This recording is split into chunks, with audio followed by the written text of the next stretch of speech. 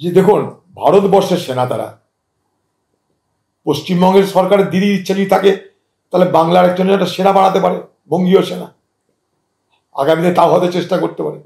Already police দিদির বঙ্গীয় police হয়ে গেছে, তো বঙ্গীয় সেনা বাড়ালেই বা ক্ষতি কি আছে? আজকে পশ্চিমবঙ্গে খুশি হতাম যদি পশ্চিমবঙ্গের জেলায় জেলায় আর্মি রিক্রুটমেন্ট সেন্টার করা, অর্থাৎ সেনাদের ভর্তির জন্য একটা করে ট্রেনিং সেন্টার বা একটা রিক্রুটিং সেন্টারের দাবি করত পশ্চিমবঙ্গ সরকার। আমাদের রাজ্যের বহু বেকার, বহু যুবক ছেলে সেনাতে চান্স পেত। এটা আমি করেছিলাম আমার জেলায়, তাই আমি বলছি কথাটা। সেটা না করে যে সেনা আমাদের দেশের গর্ব, যে সেনা দেশকে রক্ষা করে, যে সেনাকে আমাদের সকলের সাহায্য করা উচিত, যে কলকাতা ভারতবর্ষের ইস্টার্ন কমান্ডের হেডকোয়ার্টার, যেখানটায় যে কোনো রাজনৈতিক দলকে কোনো কর্মসূচি নিতে গেলে পারমিশন নিতে হয়, এটা নিয়ম। আমি নিয়মও মানব না, ধমকিও দেখাবো, ভয়ও দেখাবো, তাদেরকে পুলিশের কেসও খাওয়াবো।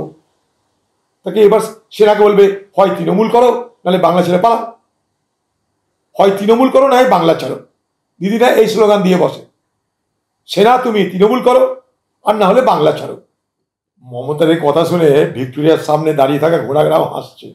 খোঁজ নিয়ে দেখুন, এই মমতাকে দেখে 200 সেনা পালাচ্ছে, আর সেটা হচ্ছে ফোর্ট উইলিয়ামের সামনে। মমতার এই কথা শুনে ভিক্টোরিয়ার সামনে যে ঘোড়াগুলো আছে সেগুলো হাসাহাসি করছে। পশ্চিমবঙ্গে যা হচ্ছে আর রাজ্য যা করছে, একটা কথা আছে না বাংলায়, যে নেই কাজ তো খই ভাজ। এখন পশ্চিমবঙ্গ সরকার অবস্থা যে তাই, নেই কাজ তো খই ভাজ। এতগুলো শিক্ষকের চাকরি চলে যাওয়ার, রাজ্যের দুরবস্থা, রাজ্যের বেকারত্ব, রাজ্যের শিল্প, রাজ্যের স্বাস্থ্য, কোনো কিছু নিয়ে কোনো আলোচনা নাই। বাংলা ভাষা নিয়ে আলোচনা, সেই বাংলা ভাষীদের জন্য কিছু করার ব্যবস্থা নেই। রাজ্যে রাজ্যে যে অত্যাচার হচ্ছে তাদের বিরুদ্ধে কি করা যেতে পারে সেই সব রাজ্যে গিয়ে সরকারের কাছে, হাইকোর্ট, সুপ্রিম কোর্ট, রাজ্য সরকারের কিন্তু কোনো প্রচেষ্টা নেই এই ঝঞ্ঝাটগুলোকে মেটানোর।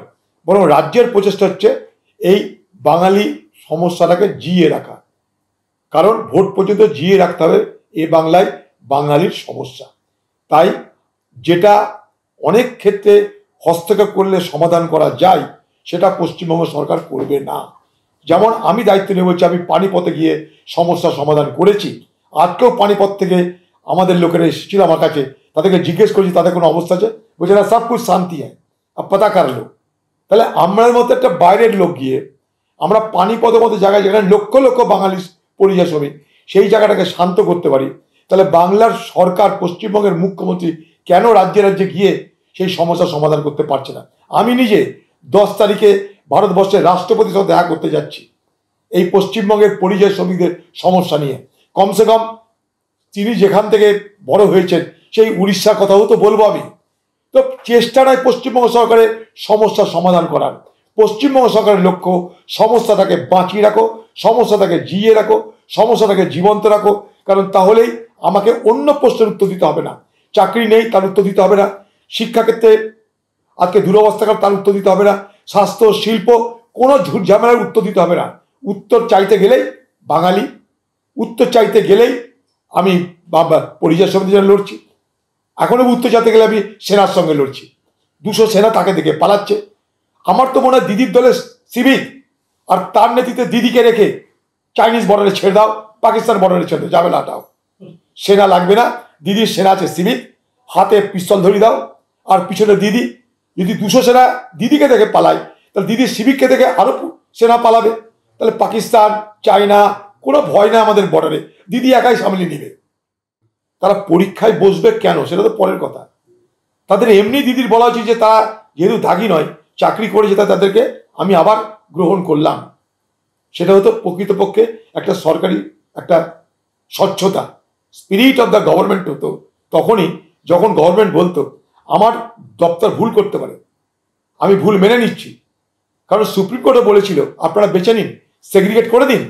সেগ্রিগেট করলে আমাদের কোনো ঝামেলা নেই, আপনারা সেগ্রিগেট না করার জন্য আমাদেরকে সবকে এক মানে ফাঁসির কাঠে ঝুলিয়ে দিতে হচ্ছে হিসাবে। তো সেই জায়গাটাই যদি পৃথক করা হতো তাহলে এই ঝামেলা আসতো না। একে তো পৃথক করলো না, না করার জন্য যারা সৎ, তারা আজকে চোর হয়ে গেল, দাগি হয়ে গেল।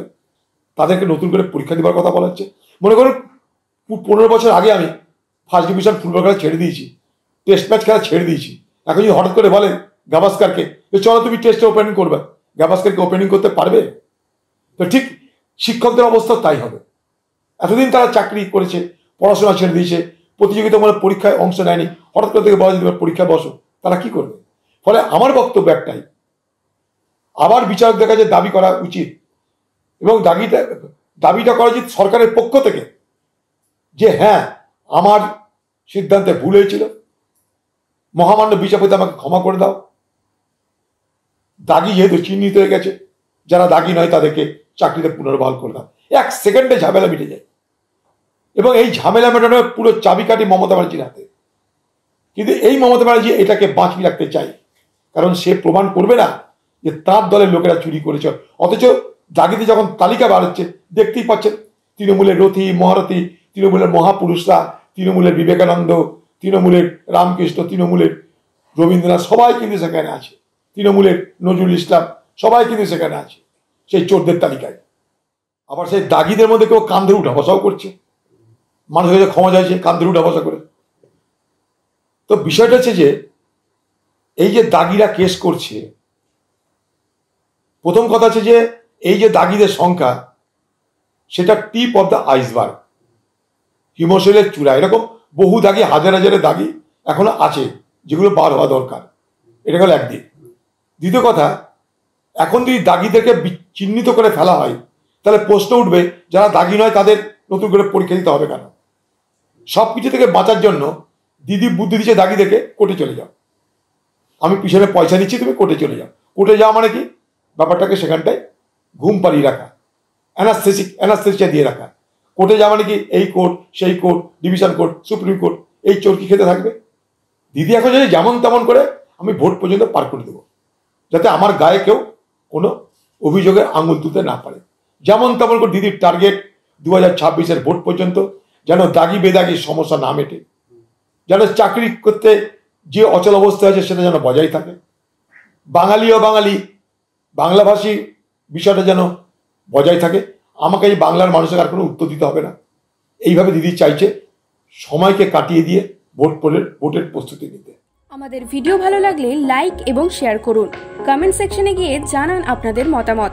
আরও ভিডিও পেতে আমাদের চ্যানেল সাবস্ক্রাইব করুন এবং প্রতি মুহূর্তে খবরের আপডেট পেতে প্রেস করুন বেল আইকন।